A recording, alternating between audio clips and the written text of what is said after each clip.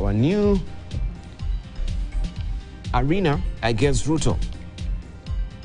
Raila Odinga's opposition coalition Azimio, La Umoja One Kenya, says it will take the fight to President William Ruto's government in court, a change of tack in its protracted challenge of the government. You have a story on page 5 of the Standard, and you can see an insert there. Azimio La Umoja Summit leaders, led by Raila Odinga, addressing the press in Nairobi yesterday. They are from the left: Mwangi wa Iria, Wycliffe Oparanya, Martha Karua, Eugene Wamalwa, and Jeremiah Kioni. You can read all about it on page 5, as I mentioned, of the Standard this morning. Let's see what the teaser is holding for us, as always. How high taxes eroded Kenya's spending power. Now 1,000 shillings is not really worth much, knowing the inflation that has also eroded it. It has eaten it somehow by 200 shillings, I should say. So it is worth about 800 shillings, so to speak. Pakistan's Khan given 10-year jail term. You have a story on page 21 of the Standard. And running at 50 to build classrooms. You can read all about this doing good gesture from one of the athletes here who is doing it for the betterment of the society. That is the Standard this morning. We have a Daily Nation, how Ruto broke housing pledge as a splash today. Opposition to the levy in a new bill mounts during public participation. There is resistance, shifting goalpost. In its manifesto, the ruling coalition did not directly signal a levy deducted from workers' salaries to finance housing projects, and also proposed a modest contribution capped at 3,000 shillings per household each month to fund healthcare. But the state has now imposed monthly punitive levies of 1.5 and 2.5% on gross earnings or gross earning that have sparked public uproar. You have a story on page 6 and 7 of the Daily Nation. Azimio in fresh push against high taxes and cost of living. That is the story that you want to follow. On page 8, during a summit chaired by Raila Odinga, let me try and zoom in, we read together. During a summit chaired by Raila Odinga, the opposition coalition resolved to explore other measures besides court action to press the government to address grievances like rising taxes, weakening shilling, and confusion in education sector. You can follow the story, as I mentioned, on page 8. February the 2nd, ODM rally in Nairobi to press Kenya Kwanza to drop harsh policies, and Kome warning as UDA senators JSC plot in motion. Kome warning as UDA senators JSC plot in motion. Chief Justice Martha Kome vows the independence of the courts is not negotiable, even as Senator lobbies a change to composition of a Judicial Service Commission to tame the judiciary. You have the story on page 5 of the Daily Nation this morning. Nyeri and Kiambu farmers reap big from 2.9 billion shillings funds. The regions are the biggest beneficiaries of the first tranche of the 4 billion shillings coffee sherry advance revolving fund. And man who fled US after woman's murder arrested. US officials confirmed the arrest in Nairobi of the Kenyan who had been on the run since last November after the woman's death. All that is on page 3 of the Daily Nation. Also, you have the parenting magazine that comes in handy for you every Wednesday inside the Daily Nation. What makes a school bus more special? It's all about motoring also inside the Daily Nation. You can grab a copy for yourself. Halwale. I did not kill my trusted farmhand. This is what is headlining the front page of The Star. Kakamega Senator says he's not keen on responding to claims from unverified sources. And you have a story on page 2. Also, Azimio resurfaces as Ruto attends Italy Africa Summit in Rome. And you can see the president there with the delegates in Italy. And also, we have Azimio home and away. President William Ruto is shown around the community of Sant Egidio headquarters in Rome by Dr. Paolo Impagaliazzo, the Secretary General of the community. Also, we can see Azimio or Azimio's Ndiritu Murithi, Peter Munya, Mwangi wa Iria, Wycliffe Oparanya, Martha Karua, Raila Odinga, Eugene Wamalwa, Jeremiah Kioni, George Wajakoya, and Opiyo Wandayi during the coalition's first summit this year at Capitol Hill Square in Nairobi yesterday. On the sidebar, Ruto plans to slam brakes on court cases. Ruto's plan to slam brakes on court cases. President William Ruto's government is seeking to seal legal loopholes critics have exploited to slam the brakes on his legacy projects. After a string of setbacks in the courts, the government has proposed to overhaul and tighten the laws guiding public participation. The new set of rules on public consultation is aimed at making it difficult for petitioners to mount court challenges. And pregnant woman murdered and body dumped in Naivasha. Residents of Naivasha are in shock after a pregnant woman was murdered at the body dumped off Moi South Lake Road. The body of the woman in her mid-20s was found near a sanctuary with fresh wounds on her hands, neck, and head. That story continues on page 3 of the Star this morning. Lawyers mourn advocates gunned down by bandits on way to Isiolo. And you can see his face here. Call for thorough probe. That is on page 9 of the Star this morning. How Ruto is riding on Uhuru projects is what is headlining the front page of the People Daily. People Daily, not People Deadly. People Daily. It's double speak, it says here, after sending to power on claims that the Jubilee administration failed to deliver. President is now crisscrossing the country. He's taking credit for development programs initiated by his predecessor. You have a story on page 4 of People Daily. And security guards set to be given sweeping powers. There is a new bill in Parliament right now. And we shall also be interrogating this. What does it really portend? That the security officers can actually arrest you without any notice or warrant of arrest. That is on page 5 of the People Daily this morning. And free violent robbers say, petitioners, free violent robbers. This is what the petitioners are saying due to that ruling that made the crimes somewhat unconstitutional. We can also be putting this into perspective with our panelists today. All that is matters security, so to speak. Let's see what we have on Taifa Leo. Then I'll show you what we have in Uganda, in Tanzania, and also in Rwanda much later, and East African. Serikali imeoza Azimio. This is what Azimio is saying. Serikali imeoza. Upinzani wadai serikali inasingizia misuko ya kimataifa kwa gharama ya juu ya maisha badala ya sera zake. Vinara wa muungano wa Azimio la Umoja wa Kenya wamehimiza wa Kenya kutonyamaza, huku serikali ya Kenya Kwanza ikiendeleza walichotaja kama maovu yanayowanyima riziki, haki na kuhujumu demokrasia ambayo nchi imekuwa ikifurahia kwa miaka mingi.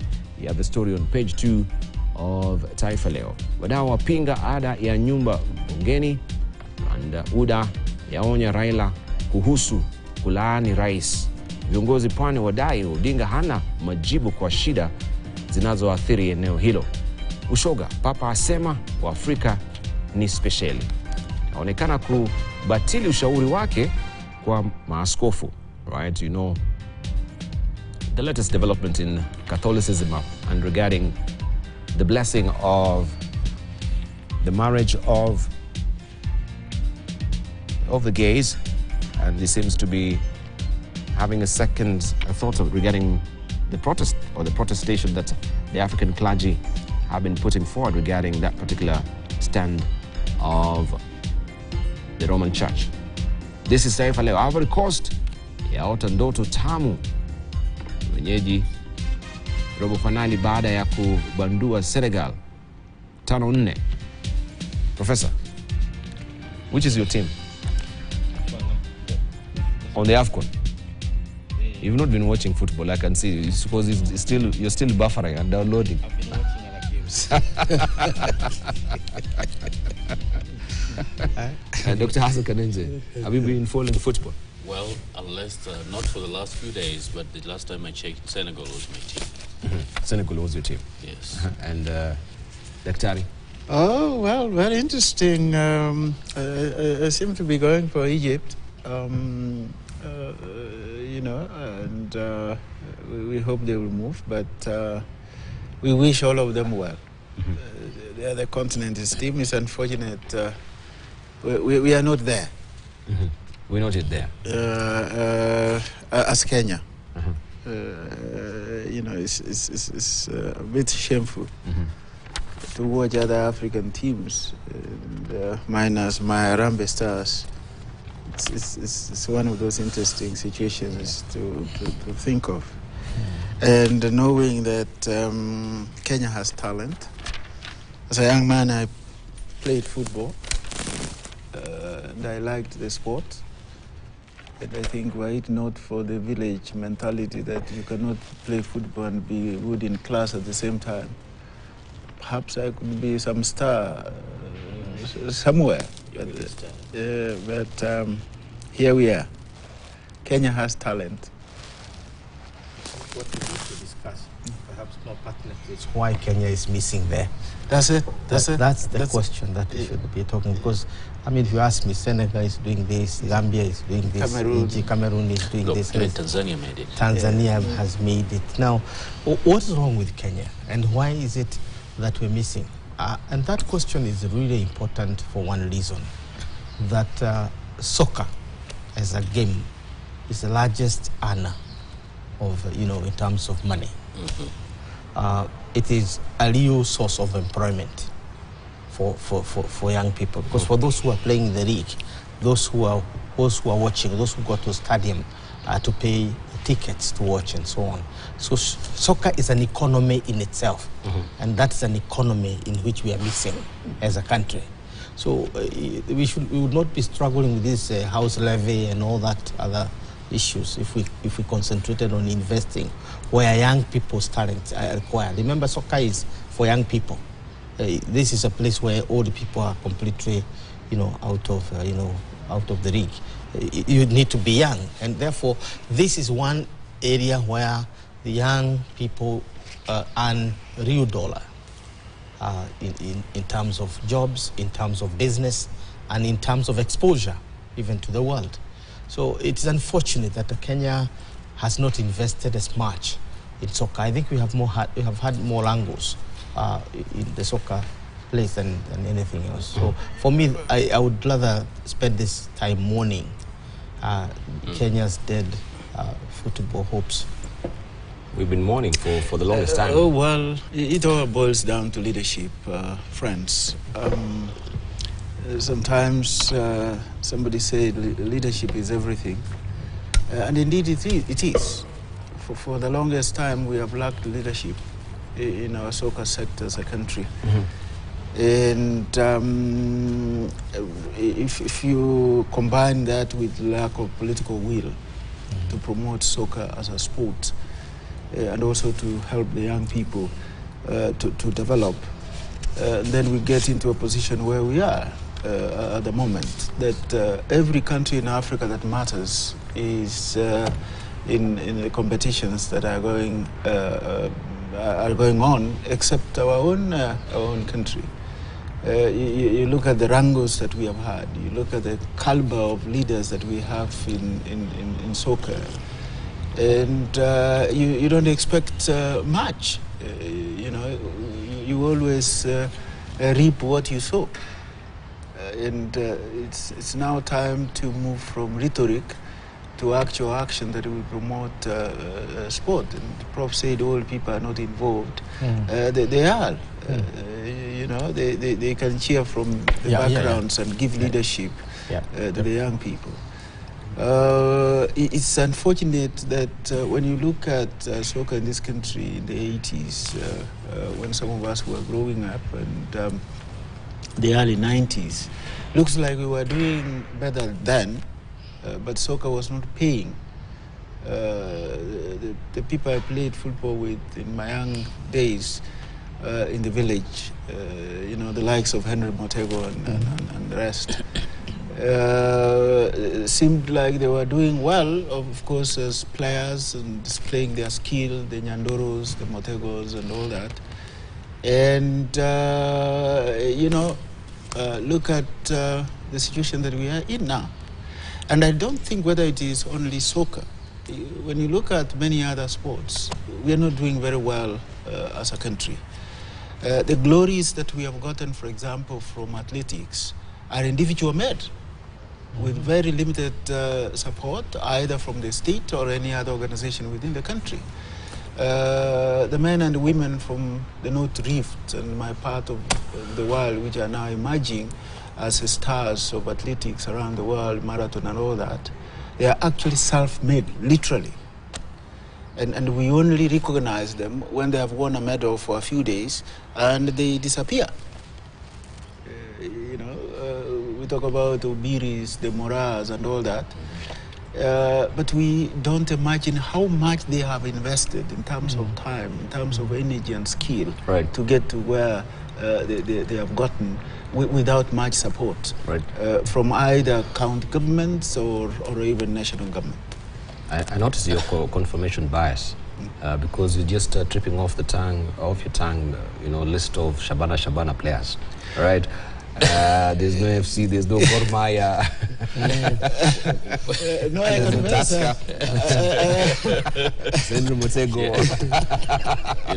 I was a Shabana even in sports fanatic at some point, so you can understand my inclination. On a lighter note, you want to say something, Kanenje? One thing which, there are things which are actually not very difficult, complicated to do. One area that we can make revenue and create employment is sport. Income from sport in the United States this past year was $520 billion. 520 Look at billion. that. Yeah, Look at that. Look at that. Look at that. $520 billion. We can actually, be paying the budget of this country and supporting it for the next 20 years. Yes. And at the very least, Kenya is known to be one of the top sporting countries in Africa. We have, I think we account for almost half of all the Olympic medals that have been won, in the last 50 years, for the continent. The trouble we have is we never invest sufficiently in sport. We wait until there's time for a trip out there, then everybody and every official wants to actually go, without investing anything. Now, he used examples, though you accused him of confirmation bias, but Mora or Robiri, they're self-made, much like others who are coming either from Mount Elgon or the Rhodesias of this world and stuff. And it's extremely sad that even as we are trying to create jobs for the youth, we are not actually investing in something that can easily create jobs for that youth. We expect to have training facilities, across the country in a number of sport.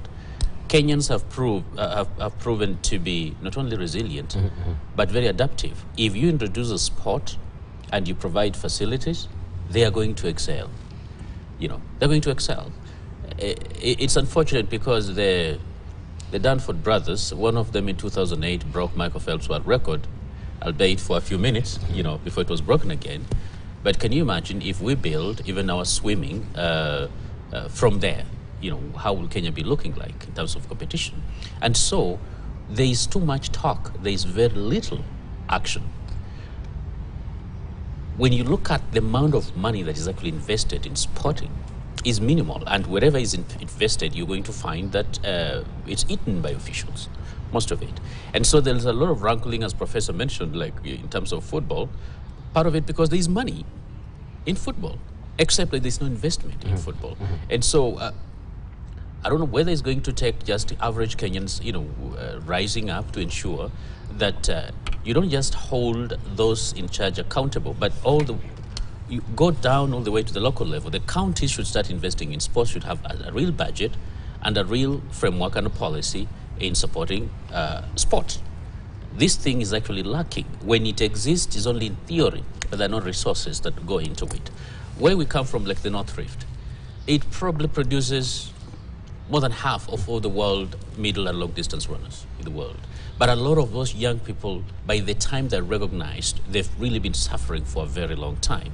And so I think we need to stop a lot more rhetoric, and we need to do a lot more work. Indeed. Thank you. Just a statistics on top of what he said. Okay. Just imagine England alone is making $468 million annually from soccer alone. How much is that? Just to put the dimension the sports of what economy. we are losing. Yeah, the sports economy. Because that makes sense to many Kenyans, because in school we are made to believe that there is more money, there's more life in these other academic the things, blue-collar jobs, the blue-collar jobs and so on. The white-collar jobs. Yes, yet, you know, how much would we earn as a country if we invested in soccer and we're able to attract Tanzanians, Ethiopians, Somalis, Nigerians and others to come to our country, not for the Premier League, what we are having now, the Africa League Cup of Nations, but for just exchange, because we are a soccer nation. Yeah, but Prof, yes. That attitude we have has developed over time, and partially from the way we have treated our sportsmen and sportswomen who have brought glory to this country. I mean, the other day I pumped into Odumbe in the streets, the cricketer. You know, this is a man in the mid-90s. He was a star. You know, when Kenya won the World Cup against West Indies in New Delhi. I mean, Maurice Odumbe was a star, part of what they call the Four Musketeers, with Asif Karim and Tariq and Odumbe. I bumped into Odumbe in the street the other day. He's a shell of what we used to know of the great cricketer of the country, and one of the Kenyan Africans actually to venture into cricket, because cricket has always been a sport of Kenyan Indians. But Odumbe and I think his brother Edward, they ventured into this. You meet Odumbe today, you'll be shocked. I had a cup of tea with Controller Mulira in the senior common room of the University of Nairobi very recently. And you look at these legends, they cannot inspire you because we do not invest in them and put mechanisms in place that will enable them to live a decent life now. The story of Joe Kadenge is very well known. My brothers, you know, Joe Kadenge died recently, but he was not the Joe Kadenge who used to play football when we were, you know, children. That became synonymous with the ball. Yes. In his old days. The example I gave earlier, my village mate, you know, Henry Motego. He's a shadow of his old self. Where are these people? You know, Motego is right in the village. Those who are making it are the likes of JJ Masiga, because they had a profession outside football. You know, JJ Masiga as a dentist, Obwaka as a gyna. They're still around and doing fairly well. But those who had soccer as their only source of livelihood, they are living fairly miserable lives. And that is an indictment and we hope to the country. The sports docket that we have a minister right now who is also youthful can actually think about this, because I know from academia everyone in the next 20 years will be a holder of a PhD or you know, a professor somewhere. I mean, degrees will be a flash in this country, so the employer will be asking what extra. And you've seen there has been the national skills inventory. Did you hear what the PS was really saying? That our skills are not marketable out there, and we need to go back to the drawing boards. And I think you're the people from the academia who should actually be telling us why are we? Is it that our curricula, which is outdated, that we're not at par with what the world is in terms of being in this epoch of time where things have changed in the artificial intelligence age? In the digital arena that we are, people will ask questions about this. Some of us, the things that we're teaching ourselves, are they at par with the current global changes that we've had? So I don't know, what was your reaction when you talk about that national skills inventory? Are they taking cognizant of sports as well as, you know, something to invest in? We're in the CBC where we are focusing on talent more, but also the infrastructure that is attendant with that particular curriculum is wanting.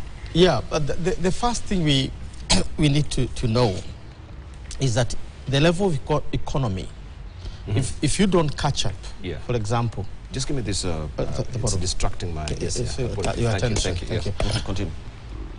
the level of the economy and the investment made in the economy also determines the quality of labor and experience. So these things cannot be abstracted from that reality. And we do not seem to be doing extremely well as a country in terms of matching not only our human resource with the needs of the industry, but also the needs of the world. A couple of weeks ago, I was a speaker at a forum organized by some of your colleagues within the framework of Frederick Newman Foundation. And the Germans are saying that in the next 20 to 30 years, they will be totally deficient of labor. Because their population would be such that the older people would have left jobs and there are no younger people to take over. So they envisage a kind of, a doomsday scenario where industry will shut because they have no workers. And the same is said for China for about in the next 30 years. The same for Japan China, as well. the same is for Japan is even nearing that earlier than Germany and so on. Now, they are looking to Africa to provide labor. And the discussion we had is about the brain drain, because the little that we have harnessed for our own economy is what is going to go to service those other economies. And therefore here locally, we are going to be left with labor that cannot take care of our own internal needs. And already farms have come in from the Middle East, from Germany, from elsewhere, basically to harvest the African labor market. And harvesting means literally leaving us with nothing. So an inventory of labor, therefore, must take into account that we are now the garden for the harvesting of the outsiders in terms of labor. And at the same time, when you look at like now the Africa Cup of Nations is going on, you will see the big shots in terms of soccer, Western soccer, are coming, not to really enjoy the African football, but to scout around and find out who to pick. Who are the finest players? Who are the finest players from Africa that they can pick. And it is the same countries we have mentioned, Asia and Europe and America. Those are the ones that are coming here. So what is the point? I think we need to invest in terms of now improving quality. We have expanded our education for the last 6 decades. We really have done that. I think what we've not done is now to begin to see how to improve quality and to begin to understand that this is not for the Kenyan market alone. We are producing labor for the world. We are producing labor for the region. We're producing labor for humanity generally. And therefore, we need also to match our skills with global skills. And by so saying, we need to see the trends that the economy is moving, the global economy is moving. We are now moving to artificial intelligence, nano technology, and those kind of sophisticated areas. So how can we get those jobs without being trained in them? So what will happen if we don't train? We might become hewers of wood and drawers of water in those particular economy. So that you leave Kenya not to get a high-paying job, but basically to clean the papers and the waste. The janitorial pays, yes, the low-paying jobs, and therefore we'll still remain at the bottom of the of the pile all the time. So our governments, and particularly our own government, need to stop rhetoric, because there's a lot of rhetoric going around. Every moment you see, I don't even remember whether our politicians remember what they said yesterday. They don't, because if they do, some things they are doing, they can't do. I mean, we're not talking about many years. Just audit our politicians for this year alone, and you're going to see how double talking they are. So we need to stop rhetoric, go very low on rhetoric, and go high on reality. We need to match our skills to the needs in our local market. We need to match our skills in the needs of the international market. Thank you. You wanted to say something, Dr. Kananje? Yeah, of course.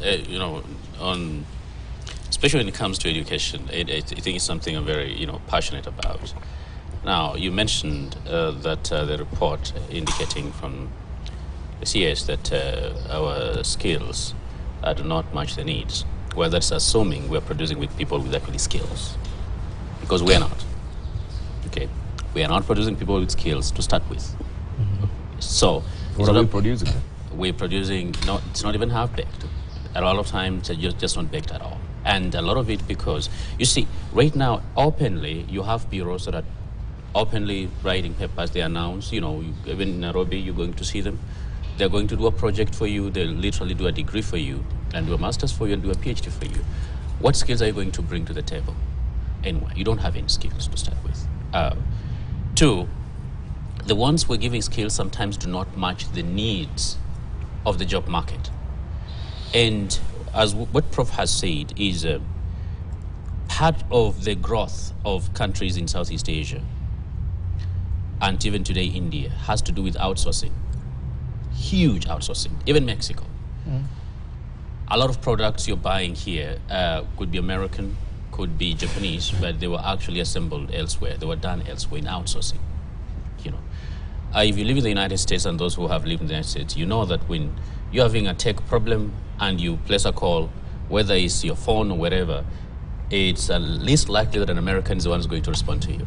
You'll be talking to someone from Delhi, from the Philippines, from Indonesia, and elsewhere. And that is known even by Americans. They know that. You see. Now, are we even preparing our students for those kind of opportunities so we can actually be also an outsourcing country where we can be able to receive business from more advanced economies? Three, when we are not giving even students the basics in terms of investing in, especially the technical aspects of it, we can't push industries or businesses outside to do technology transfer for a population that is not ready to receive that technology and make use of it. You need some basic competence for you to run a machine. But if you're not trained in running that machine or operating that machine, guess what? Either I will not send it because it's going to be, the overhead is going to be very high. I'm going to have to import labor, or I was simply going to use my own people to be able to do the work. What that means is it still leaves us in a hole. Three, there is a danger. Now, it is good to export labor for people to be able to get an opportunity. The challenge is if we export our best, for instance, and then we are left with nothing, we can't industrialize. India has been a classic success story with regard to exporting labor, but still retaining sufficient numbers to be able to grow. Its foreign remittances just last year were $108 billion. But the truth is, a lot of Indians out there, they're also tech people, they're physicians, they're doctors and stuff like that. But you still have sufficient numbers in India that they're producing in local institutions and investing in science, research and development, that they can still produce things and can still go to space. You see. And so they've managed to balance things out even as they struggle as a developing country. With us, the moment, for instance, you don't provide opportunities for the best and they leave, it takes a long time to train a doctor or engineer in this country. But if there is no way to absorb them and they go outside, it's unlikely that their remittance is going to be equivalent to actually what they will have contributed to this economy in trying to make Kenya an industrialized country. And so what will happen is a lot of us are going to go out there, become janitors, at best maybe serve as a health worker at a lower level, and people who've lived in the diaspora, they know this is a fact. We don't go there and do very competent kind of work. And so investing in education becomes important, but critically in quality education. You start by saying that in a few years everybody will be having a master's and a PhD. Why? Why is that so? Because we've made it that terrible that at a time when you didn't even know whether you're going to be admitted into a master's program, and people on this table know, today someone is doing their undergraduate, say, well, when I'm done with my undergrad, I'll do my master's and I'll do my PhD. Like, how is that automatic? It's not supposed to be that way. You're supposed to earn every stage. Yeah.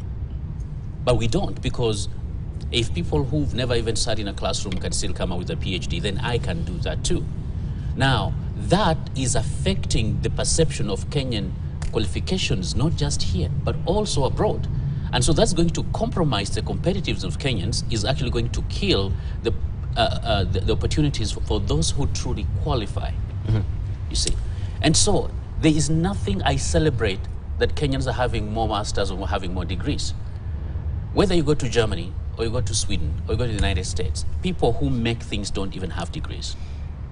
People who make your car, rarely do they have a degree, but they have the technical competence. And so, yeah, we decided to expand education, create universities. But the more we're converting technical institutes into universities, we give them some theoretical degree instead of the competence. That's the reason why we're having a shortage of plumbers, of masons, and everything else that actually is needed for a country to industrialize, especially considering the vision we have to become an industrialist nation, perhaps in the next decade or two. It's going to be very, very difficult. Right. Victor, you wanted to say something to wind up on it? You know, the report you are referring to was not surprising. You were just saying fairly obvious. It's just saying like that a cow produces milk. That's obvious. Because you see, the quality education and skills development as a country has not been our greatest strength. And I can say this with a lot of confidence, without any fear of contradiction, because I've spent all my life in the education sector. And what really we are seeing is a mismatch between education and training in our institutions, our universities, our colleges, including the much talked about technical colleges, and the needs of the labor market. That labor market is both local and international. The second dimension to it is the skills that we have are increasingly becoming obsolete because we are not doing that which the world today needs to promote these skills. You know, we live in a world where, you know, digital technology will rule our lives. Where are we in our universities and in our technical institutions in terms of embracing digital technology and making use of the, you know, the digital space that is increasingly now ruling the world? Why do we get into this situation? Prof talked about brain drain. That's what most of us talk about. We don't talk about the phenomenon of drained brains. What do I mean by that? Whereas we are having brain drain of those of us who are leaving the country and going outside, we're draining our brains. those of us who remain, we have drained brains. Because the environment is not actually very conducive for boosting the skills that we have, for you know, skills development continually in our lives. So if you wanted to put it figuratively, then you say we have drained brains locally, brain drain and drained brains, you know, locally here. The second dimension to it is that. Look at the resourcing of you know, our education. You know, it is actually not going to take us anywhere unless we identified what our training and education priorities are and put our money where our mouths are. My brother here gave an example of India. I've spent part of my life in India, in my triple heritage, in my education and training. And they know where to put their money. You are not going to educate everybody in a country with a population of 1.4 billion people. So what they have done, they take their very best to their very best institutions to run the country. Now, I see attempts where we are killing our old developed institutions by staffing them more finances and creating new ones, you know, that have no direct meaning to the needs of our society labor-wise. And then the last one is actually the dependence that we have. we always look elsewhere. Even now in the digital revolution, what is taking place is actually digital colonialization. It's digital colonialism. Because in this part of the world, much of the global south, what we have in terms of digitality does not belong to us. We are simply consumers. If I ask you what you are checking in your computer now, is information generated elsewhere and put there, and that's what we are feeding into. How much are we put into the net? How much are we put into artificial intelligence that you can say that this is purely African, that will help us develop within our context? Thank you. Let me rope in Yusuf Hassan, and thank you for joining us. We were here with you yesterday, and I said, hey, you have to appear as well because you're normally also our panelist on Wednesday. So the question, maybe we should also frame it for you, because, and then, I know you've picked some of the sentiments that we're talking about, the national inventory skills that we had the PS Mwadime really talking about, and the president, the way he's also be very particularly intent on making sure that since there's joblessness in the country, we have other jurisdictions where jobs are available, but we're a shortage of, consummate skills here in the country. So in terms of labor migration, first of all, what does that portend for our country, where we know even these other societies were built on the backs of slavery? Now we're still importing our, as they say, the brain drains here in the country, the finest, we want to take them out of this country. What does that, what are the ramifications for the foreseeable future here in the country if our finest are going our way? Well, I think there is no country that trains, invests in its educational resources to export its labor. There's no country in the world that does that. It just happens. A country reaches a stage in its development where it can have surplus that becomes attractive to other countries. And so I think the emphasis must be to produce sufficient specialists, well-trained people for the development of our country, because we are underdeveloped. To become developed, the most important element of development is human resource. If you don't have the skilled, trained human resource, you won't be able to go to the next level. And I'm surprised that there's a lot of emphasis. It's almost like a government policy that we should export when we are not there yet in terms of supplying our own needs, our industrial needs, and taking off. So I think there's a serious problem with that policy. The policy should be reversed so that it focuses on developing skills that are needed by the countries. And in fact, in many countries, education is planned and is part of the national development plan. I remember when I was living in Britain that the British government subsidized universities that were producing people that were needed in terms of their development needs.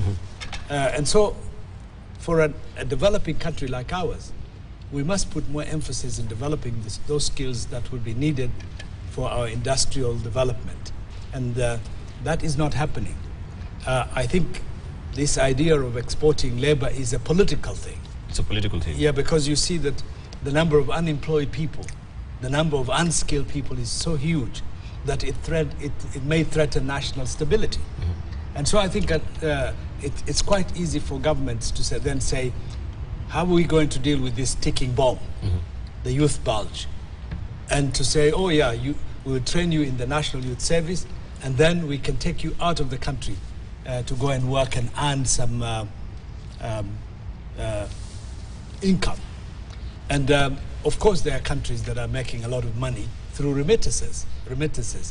But that happened purely by accident rather than by through planning and intentional, because they were developed for their national economy, and the economy grew only to a certain extent when it was not able to absorb the surplus labor that was coming out of that country.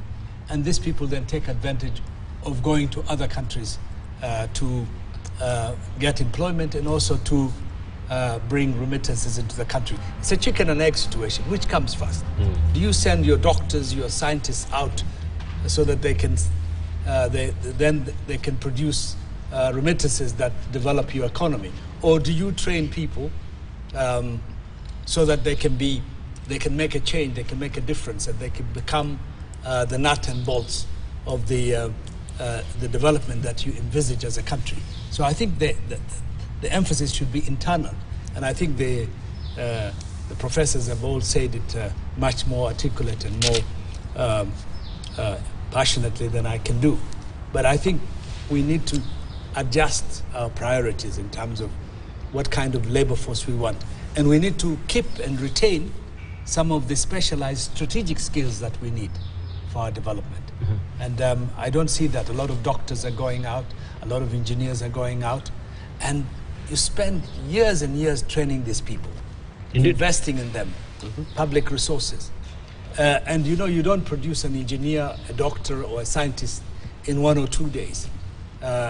It is a long-term development.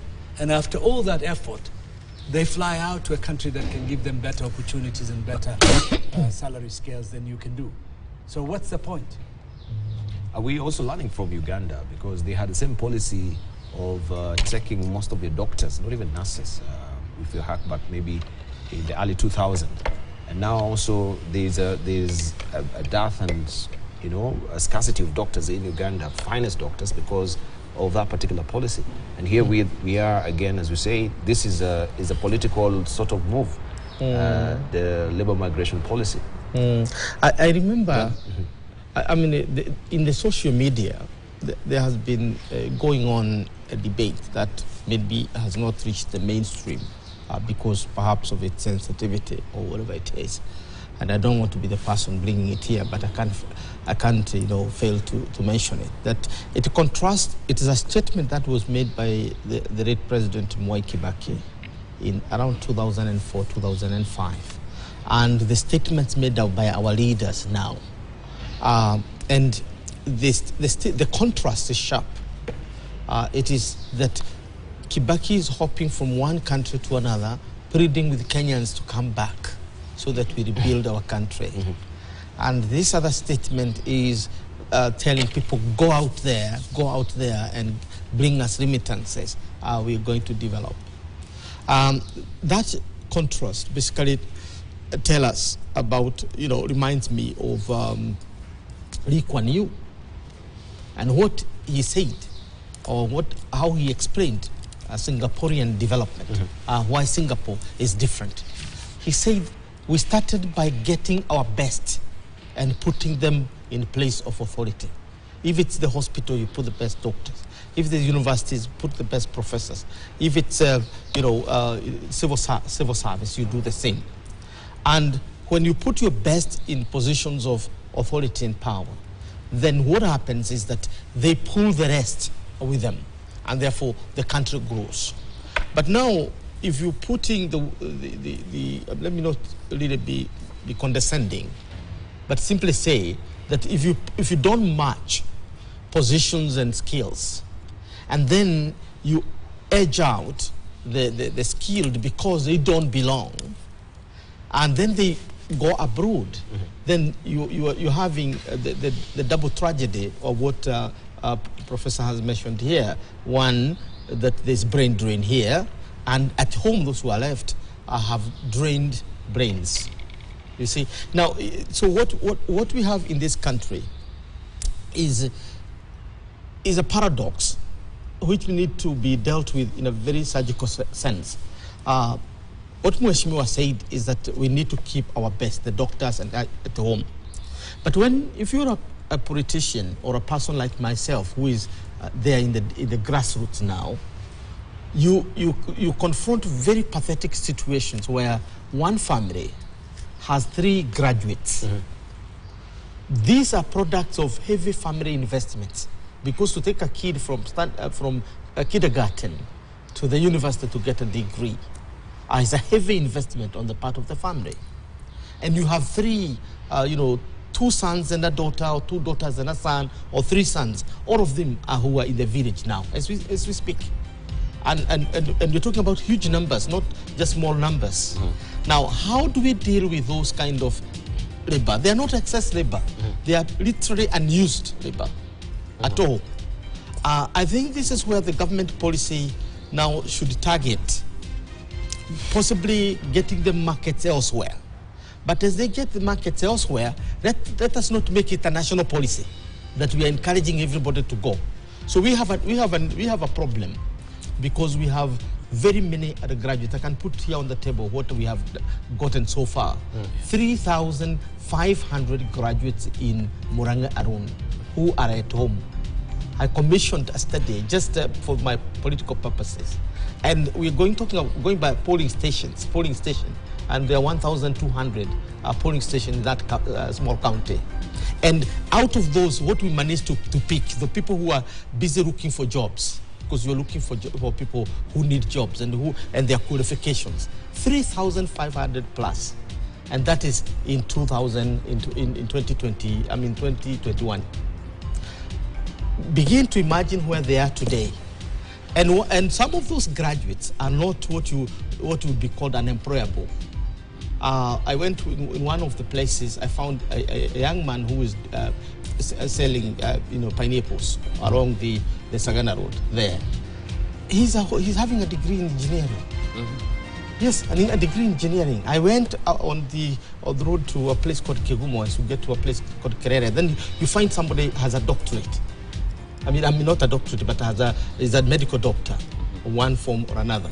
Now, we are not saying there are some people who should be employed and others should be employed. But what policy do we need to adopt in order to get these people engaged profitably so that their families can recoup back what they invested in them? Right. We need to take a short break. That's where I'm seeing the paradox. Indeed. And I think we've done, we've given it a considerable stock of sentiments as far as that subject is concerned. There's a lot, 3,500. We have almost 4,500 doctors also who are not practicing, medicine in this country. The graduates, very unfortunate event we had last year as well. One of the doctors, many of them, who also, died by suicide because he could not get employment since he graduated. And this is a frustration many Kenyans are facing right now. So are we churning out graduates who are not absorbable in the market? And this labor migration policy, is that the way to go as it is, or we should be growing our economy? When we circle back, we shall be looking at especially the new development that we have with the Haiti deployment. We had a bit of that discussion yesterday, and now that the courts have slammed that particular move, what is the way forward?